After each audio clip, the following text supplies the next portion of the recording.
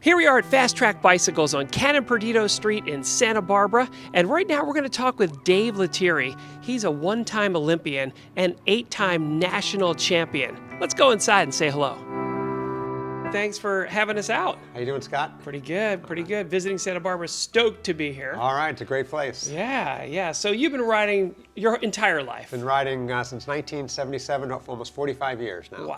Wow. How did you come up with the idea of even having a bike shop in the first place? When we were kids, we always used to do a little basement business, and I was traveling with bike races over the years, and it was a way to make a little money selling things out of the van. Okay. And then I managed a professional cycling team for 5 years in the 90s. What team was that? That was Chevrolet. So tell us about all the great places to ride in Santa Barbara. Santa Barbara has really unlimited 1 to 3 hour rides. You can make up loops. You can start with starting really in town or down by we call it the Dolphin Fountain at Stearns Wharf. A lot of times we have group rides meet there, and we can go really any direction. You can go out towards Hope Ranch, do loops around there, come back through Foothill and over to Mountain Drive, go through Montecito on Mountain Drive all the way down to Carpinteria and come back along the coast. There's flat rides all the way to Ventura and back, or rides, I guess it's north or really west to Goleta. Okay. And really the most fun ride is going up Gibraltar Mountain, which it is almost 9 miles of climbing from town.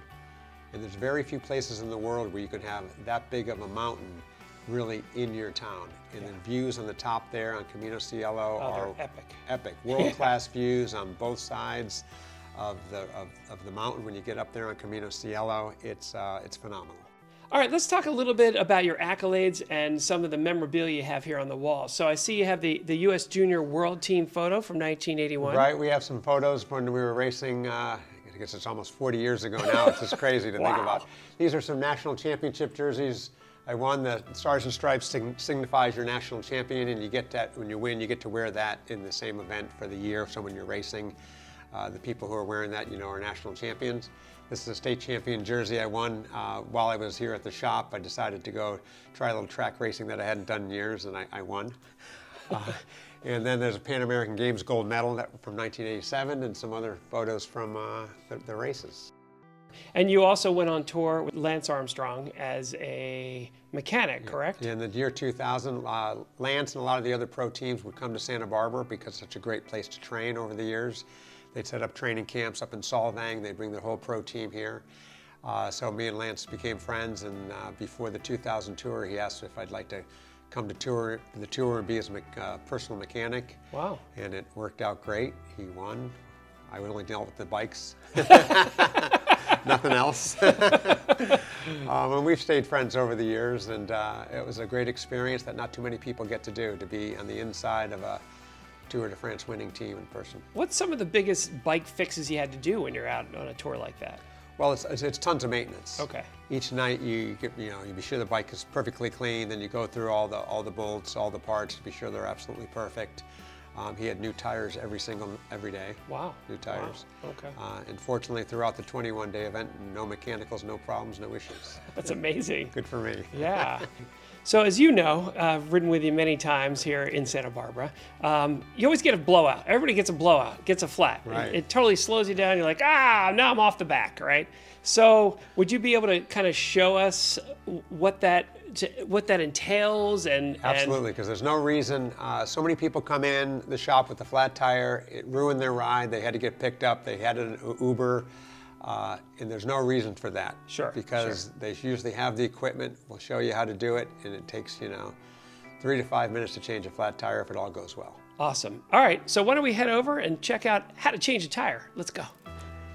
First thing, you realize the tire is flat. You have your tire lever.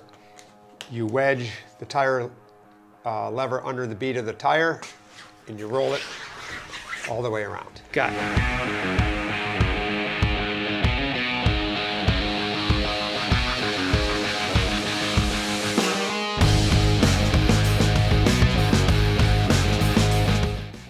Right, this is your air supply.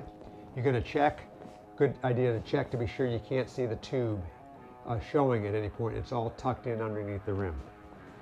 And then you put your CO2 inflator on that. You turn your CO2 cartridge in the inflator. You back it off, and it fills up your tires. Oh, I see. Wow, it's automatic. Automatic. And you turn your CO2 off, pull it down, spin the tire to be sure it's all in the center and nothing's bumping up and down. And there you go. Ready to go. All right, in 2 minutes. Simple. What kind of bike do we have today? So really when people come in, they have to decide what kind of bike they want, what kind of riding they're going to do. So like if I was going to ride up at Ealing's Park, would this be a good bike This for would be me? a great bike. This is an entry-level Trek mountain bike. Okay. It's designed for good dirt trails. Okay. If you really wanted to come down the front country trails from the top of the mountain here from Camino Cielo down, it's very steep, very rocky. This probably wouldn't be an appropriate bike, but this is a great entry-level mountain bike. Next up, we have a gravel bike. Wow, that's pretty cool there, Dave. All right, this is pretty much a road bike with knobby tires that will allow you to go on fire roads, on dirt roads, with the speed and efficiency of a road bike. All right, now it's time for something really high-end and super fancy. What do we have now, Dave? This is Trek's Madone. It's their highest-end aerodynamic road bike. As you can see now, it's very sleek, very aerodynamic. All the cables, there's no cables showing for the gear or brakes. They're all tucked in the handlebars and inside the frame. So these are the highest-end bikes like they ride in the Tour de France. And now we have the biggest growing trend in bicycles. This is called an e-bike. Dave, tell us all about this. All right, so e-bikes are pedal assist bikes. They're equipped with a battery enclosed, in this case enclosed in the frame, and a crank motor system. Okay. So these are pedal assist, so you have to pedal them. People come in and say, hey, I'd still like to get some exercise, but I need some help on the hills. Sure. All right, Dave, here we are in the helmet department. I got my helmet on. What kind of helmet am I wearing? You're wearing a basic commuter helmet, you can call that, with the visor, keeps the sun out of your face. Okay. And the one you're wearing comes down a little further in the back. All right. There's all kinds of helmets though. So helmets all have a certain safety standard to be sold. Okay. And then they have other features above that. This particular one has a lot of air vents and also has a cylinder feature where it's a double shelled. So this is the highest technology in bike helmets. Other ones have double protection. They call it a crumple zone. This is called this particular one a Trek Wave Cell helmet. It provides another layer of protection that crumbles in all directions. Oh, I see. So if you fall off the bike, you hit the dirt, all of a sudden that will crumple in and protect your skull? And protects your skull, right. The idea is that the helmet is supposed to break, not your head. Got it. Okay. So, but this is great insurance for your head. Helmets are very accepted over the last many years. When I started cycling, nobody wore helmets. In the racing, they didn't wear helmets. Okay. Now they've made them so much better. They're very safe, and it can save you from a concussion. And there you have it, folks. Fastrack Bicycle, Santa Barbara, California. Make sure you come on over and see Dave. And you're watching Visiting Santa Barbara with Scott Topper.